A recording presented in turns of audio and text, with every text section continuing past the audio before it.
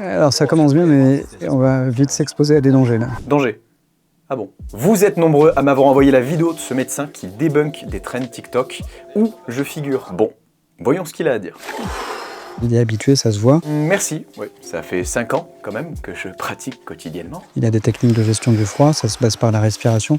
Et c'est des techniques très précises.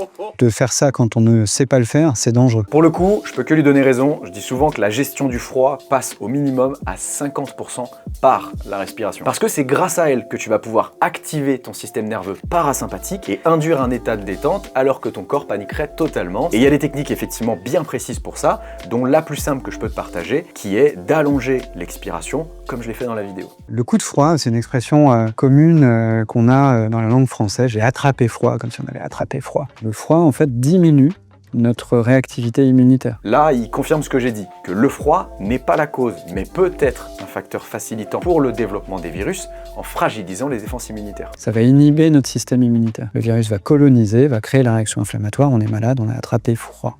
Mais on n'attrape pas froid en vérité. Là encore, il corrobore mes propos. Bon, je m'attendais à un debunk un peu plus croustillant, mais ça a l'air d'être un médecin intelligent et ça m'étonne pas d'avoir sa validation. Ça fait des années que je répète la même chose et c'est vrai que ça fait toujours plaisir d'avoir la validation de la part d'une figure d'autorité médicale. Surtout que c'est pas le seul. Dernièrement, il y a eu aussi Jimmy Mohamed, le célèbre chroniqueur du Mac de la santé, qui a aussi contredit cette idée que nos parents nous ont toujours rabâché. Non, un enfant qui ne se couvre pas ne va pas tomber malade. Et on répète bêtement ce que nos parents nous ont dit. Or, ce n'est pas le froid qui rend malade, c'est la rencontre avec un virus, une bactérie, que j'avais abordé 2 ans plus tôt. Et un détail qu'ils omettent de dire, mais je peux pas leur en vouloir, c'est que ce qui fait aussi la singularité de mon contenu, c'est pas seulement de dénoncer des choses, mais c'est aussi donner des solutions. Parce qu'aujourd'hui, si on a rendu banal le fait qu'en hiver, on tombe plus facilement malade, et je rappelle que c'est valable pour certaines personnes, mais pas du tout pour d'autres, c'est quand même un signe alarmant qu'à la moindre variation de son environnement, on tombe malade. Ce qui reflète un cruel manque d'adaptabilité. Alors évidemment, c'est multifactoriel et ce serait très maladroit de tout résumer à ça. Mais ce que j'explique aussi dans ma vidéo, c'est qu'en s'exposant de façon contrôlée et progressive à de l'eau froide, comme avec une douche ou un bain froid, cette simple action va déclencher un phénomène qui est beaucoup trop méconnu à mon sens,